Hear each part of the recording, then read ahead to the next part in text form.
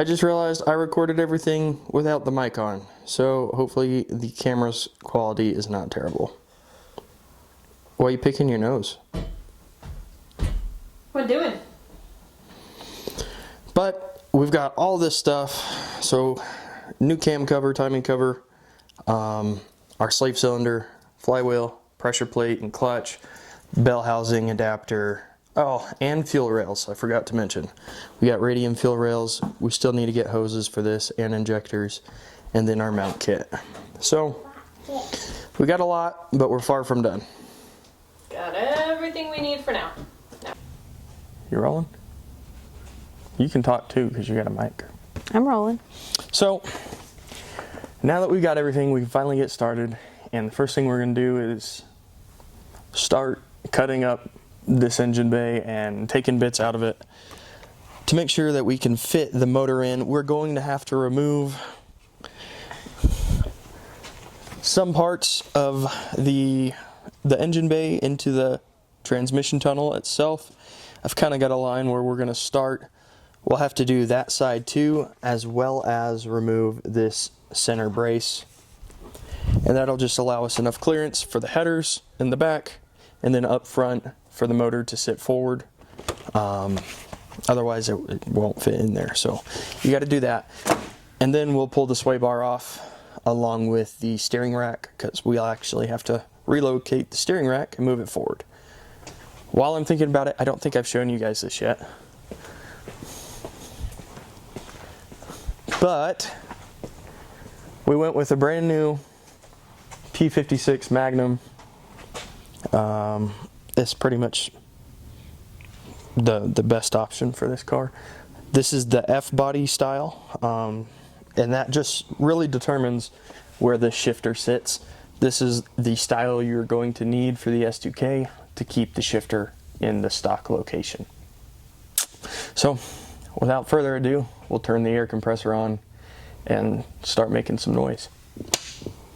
So what we're doing now is just removing this lower coolant crossover pipe.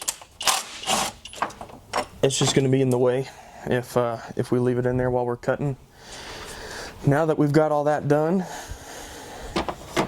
I mean, we can move the harness out of the way, but it's not that big of a deal at the moment. We're going to come in here, and this cross beam, as you can see, it kind of flares out right here. You can do this one of two ways. You can either cut it flat across, or if you have a spot weld drill bit, you can actually drill out the spot welds and just pull this whole unit out as one piece. In the back, no matter what, you are going to have to cut that because it's not two separate pieces like the cross beam. So I'm going to throw you on my phone. We're going to do a time lapse and get this stuff cut, removed, and then we'll jump to the steering and sway bar.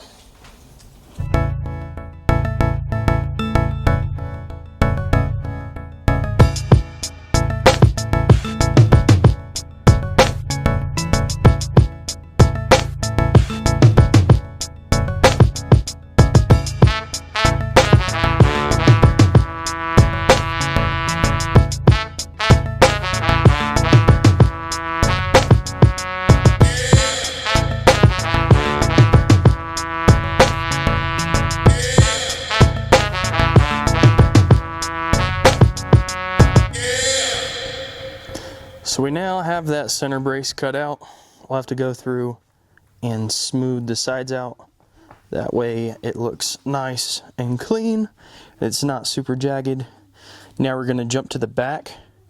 Those little bars back there, I don't know what the best way to describe that is. Okay.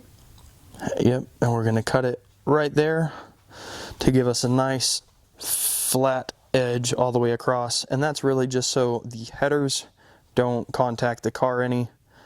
And then after that, we can disconnect the steering rack and pull that guy forward along with our steering rack relocation bracket, which we will have to go grab. So we finally got the metal that we were waiting on, this dimpled and dyed sheet metal. What I'm gonna have to do is we're gonna cut it in half we'll spray the backside, we'll prime it, that way it doesn't rust, and then we're going to weld it into the corner there. Just clean it up, make it look nice and pretty, and kind of restore the little bit of structure that we took out of it. We'll do that on both sides, then we'll jack the car up and relocate that steering rack, pull it forward, and that'll be about where we can leave off. Once we get all that done, we can go ahead and start actually assembling our engine, get that ready to go, and then we can get it into the car. Once it's into the car, we are still waiting on an ECU and a harness.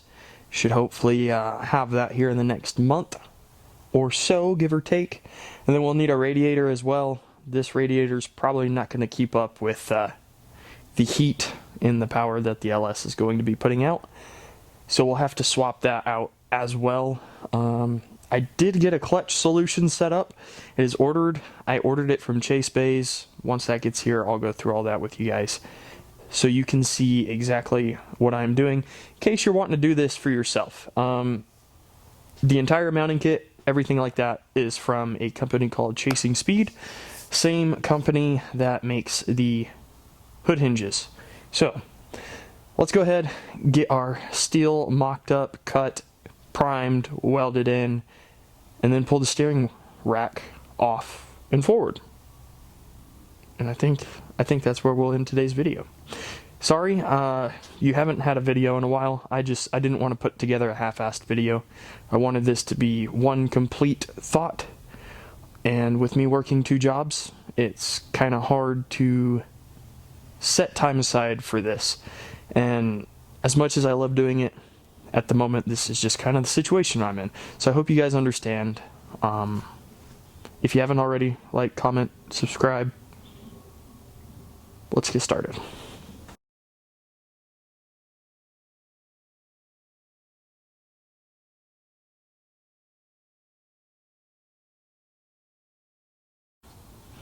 So the way that I'm doing this, I'll show you real quick. Grab that sheet metal. I'm actually using dry erase marker. That way, if I need to, I can wipe it off and adjust my line. But essentially what I did was I held up the full piece. I ordered more than I would need. I would recommend doing the same. That way, if you screw up, you can go back, you can redo it, make adjustments. I held up my full piece. I marked where I needed to end said piece. Then I take this and hold that up pretty close to where it needs to go. Now, of course, you could use a tape measure. You could go through the process of doing that and making sure your measurements are 100% accurate. This is going to get me roughly where I need to be. I will need to make adjustments on this because this is not going to be a straight up and down piece. It'll have to curve towards the fender and the inside of the fender. So I will have to massage it either way. And yeah, pretty simple. But if you have dry erase markers, you can go ahead, you can use those. That way you can work with your line a little bit. Most permanent markers will wipe off. You can use brake clean if you want to, but and just take your finger on dry erase marker and it disappears. So I've got this piece pretty much how I am gonna have it cut anyways. I will have to bend this guy in more, but I won't do that until it's actually on the car. But if you look close, you can kind of see what I did here. I took a little bit of the material out on the back side right here. Then I held it up to a 90 and bent that just slightly. But now when we go and weld it in on the car. This bit here will stay right where we need it. And then we'll be able to massage this guy over the lip on that back piece right there and join the two together. Just a little trick there to get your metal bits to fit how you want them.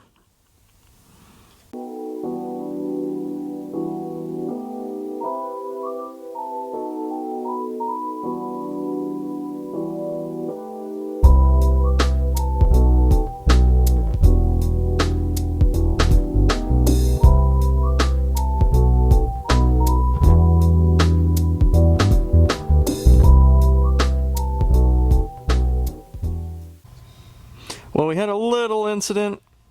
Had some of the sound deadening on the firewall catch on fire.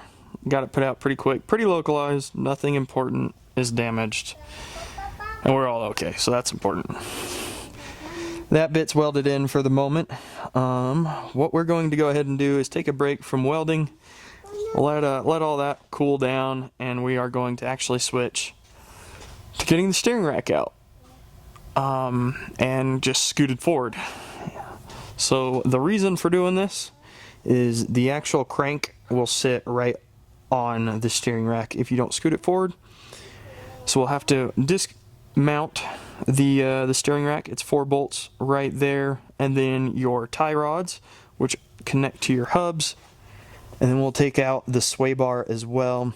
We're waiting on the sway bar bracket, so that won't go back in yet, but the steering rack can get scooted forward, and then we can mess with the steering shaft. Yeah. What's what? Here you go. Come here. No, she don't want it. What are you doing, dude? You just hanging out? Did we just cut the car more? We did? Do you want to show him? No? You'll show him? Okay. There you go, guys. The end. All done. So, we went ahead and we got the steering rack cut, and we've got it just kind of scooted back for now.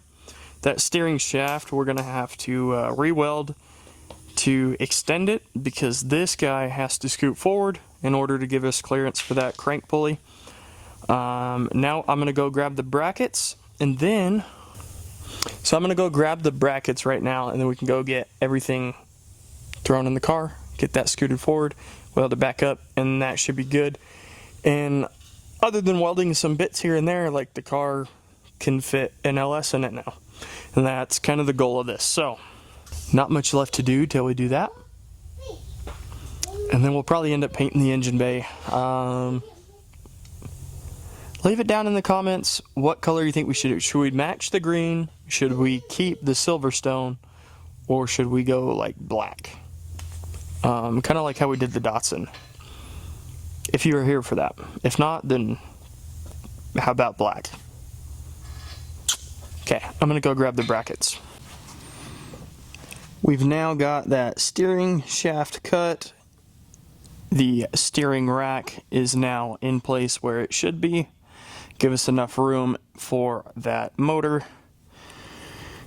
And now we've got this guy. I'm going to weld in super quick. This is just going to fill the void there in the steering rack and get everything buttoned up again and connected. This is not something that you are going to want to take lightly, by just the best way I could say it, because if this breaks, you're pretty screwed. So take your time on this guy, make sure it's as straight as possible, and make sure your welds penetrate. One thing I did do was I kind of tapered just the edge, if it'll focus, to try and give myself a little bit more surface area to penetrate down and get a good contact as best as possible. So I'm going to go ahead, I'm going to get this guy, well, maybe. I'm going to go ahead, I'm going to get this guy buttoned up. That way we can get the car back on the ground. The only thing I haven't done on the steering rack that we will need to do, not to get the car running, but in order to drive the car, is switch out the inner and outer tie rods.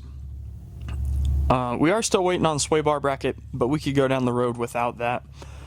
We're going to get this done, get this guy pulled in so we can pull the blazer inside, and yeah, this will be rolling and ready, minus paint and making it all look pretty.